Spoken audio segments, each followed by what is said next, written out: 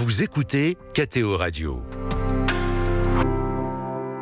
Les nombreux visiteurs déambulant dans la chapelle Sixtine, après avoir souvent circulé plusieurs heures dans les musées du Vatican, ont tous fait l'expérience de ce cri strident et désagréable « Silenzio ». Le personnel des musées a en effet pour principale mission de veiller au calme des lieux, mais les gardiens assument leur tâche avec un zèle parfois contestable, leur appel au silence faisant finalement beaucoup plus de bruit que le brouhaha des visiteurs. Enclavé en Italie, un pays dont la population est connue pour son usage passionné du klaxon et pour ses modes de conversation parfois déroutants prenant extérieurement des allures de violentes disputes, le Vatican cherche à être un îlot de calme et de tranquillité. En cette période de début de carême, le pape lui-même cherche à montrer l'exemple. Dimanche midi, lors de l'Angélus, il effectuera sa dernière prise de parole avant 5 jours de retraite silencieuse jusqu'au vendredi suivant. Cette année, tous les responsables de la curie romaine sont invités à suspendre leurs activités publiques et à faire une retraite personnelle, mais aucun prédicateur n'a été choisi.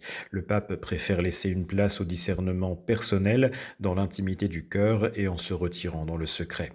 Une question demeure. Dans cette période du carême, le silence infuse-t-il au sein du personnel du Vatican ? La réponse est mitigée.